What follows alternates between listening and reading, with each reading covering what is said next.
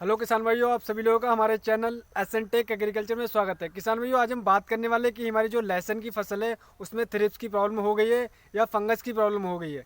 जो थ्रिप्स की समस्या हो गई या फिर फंगस की समस्या हो गई, तो हम इससे कैसे करके बच सकते हैं, इससे किस प्रकार हम ख़त्म कर सकते हैं। तो इस वीडियो में आपको पूरी जानकारी मिलेगी कि आप किस प्रकार आप अपनी फंगस या जो थ्रिप्स की प्रॉब्लम हो गई है उसे कैसे ख़त्म कर सकते हैं, किन किन चीज़ों का प्रयोग कर सकते हैं, क्या इसकी सही मात्रा है और क्या इसका सही प्रोडक्ट है, उसका मैं आपको इस वीडियो में पूरा नाम पता लगेगा और आप किस प्रकार प्रयोग करके इसे ख़त्म कर सकते हैं और फंगस क्या होते हैं, इससे क्या क्या हानि है।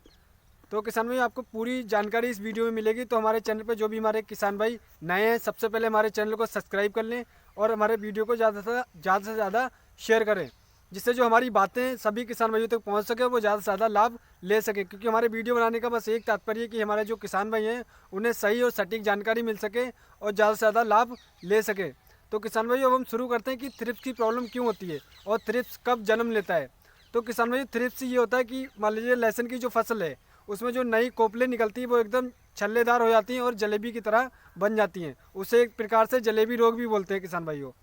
तो अगर जलेबी रोग ये हो गया है किसान भाइयों, तो इसका मेन कारण ये होता है कि किसान भाई कभी कभी गलती कर बैठते हैं, जिस कारण ये जलेबी रोग हो जाता है, जिसे थ्रिप्स बोलते हैं किसान भाइयों। ये थ्रिप्स की प्रॉब्लम होती है और ये बहुत ही खतरनाक होती है।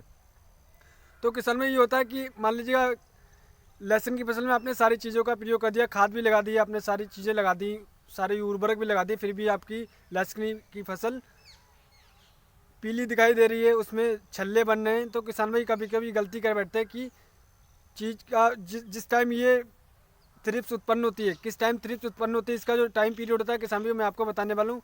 थ्रिप्स कब उत्पन्न होती है? थ्रिप्स जब उत्पन्न होती है जब आपने देखा होगा किसान भाई कि मौसम में बादल होता है या फिर कोहला होता है या फिर घमस होती है।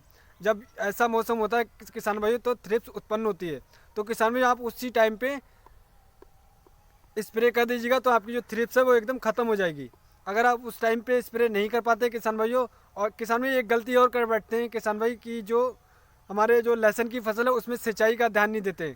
कभी कभी ये होता है कि उसमें नमी ज़्यादा बनी रहती है, तो इस कारण थ्रिप्स भी हो जाती है।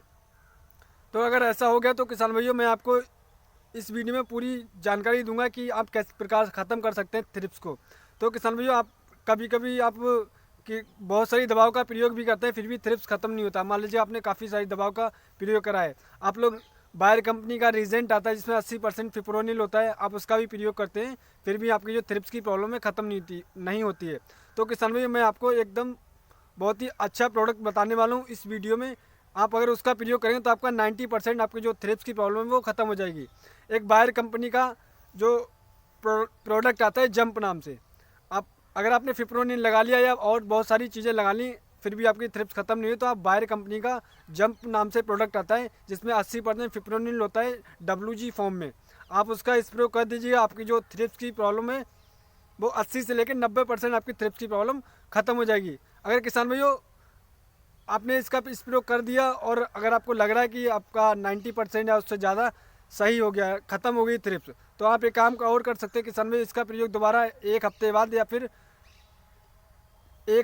5 से 6 दिन बाद दोबारा इसका स्प्रे कर सकते हैं। अगर आप दोबारा इसका स्प्रे करेंगे तो आपकी जो थ्रिप्स की प्रॉब्लम है वो 100% ख़त्म हो जाएगी और आपकी जो लहसुन की फसल है वो एकदम हरी भरी दिखाई देगी।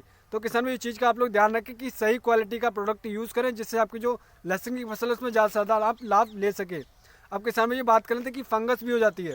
तो किसान भाई, फंगस इसलिए हो जाती है, हमारी जो लहसुन की फसल है कि उसमें ज़्यादा नमी बनी होती है, सुबह में ओस ज़्यादा पड़ती है, तो हमारी जो हमारा लहसुन की फसल है उसमें ज़्यादा नमी होती है, तो इस कारण हमारी फसल में फंगस भी हो जाती है। तो किसान भाई, आप ज़्यादा नमी बना के मत रखिएगा, इससे आपकी जो लहसुन की फसल उसमें फंगस हो जाएगी। तो आप सिंचाई का बिल्कुल ध्यान रखिएगा। अगर फंगस आपकी फसल में हो गई है, जो लहसुन की फसल है उसमें फंगस हो गई, तो आप एक काम करिए किसान भाइयों, आप मार्केट में बहुत सारे प्रोडक्ट आते हैं कि आप ये यूज़ कर लीजिएगा, ये यूज़ कर लीजिएगा, जिससे फंगस खत्म हो। तो किसान भाई, ऐसा बिल्कुल मत करिएगा। ये जो मार्केट में काफ़ी सारे प्रोडक्ट आते हैं, ये बस अपना मार्केट में प्रोडक्ट बेचना चाहते हैं। आप एक काम करिएगा, आप जो भी खाद लगाते हैं उस समय पर अगर आपकी फंगस हो गई है, आप उसमें सल्फ़र मिला के खाद का प्रयोग करिएगा। आपकी जो फंगस की प्रॉब्लम है 100% ख़त्म हो जाएगी। और आप सिंचाई का बिल्कुल ध्यान रखिए कि ज़्यादा नमी बनाकर आपको नहीं रखना है। तो किसान भाइयों, आशा करते हैं हमारी दी हुई जानकारी आपको अच्छी लगी होगी। अगर आपको हमारी वीडियो अच्छी लगी तो हमारे चैनल को सब्सक्राइब करिएगा और हमारे वीडियो को ज़्यादा ज़्यादा शेयर करिएगा, जिससे जो हमारी बातें सभी किसान भाइयों तक पहुंच सके, वो ज़्यादा से ज़्यादा लाभ ले सकें। धन्यवाद किसान भाइयों।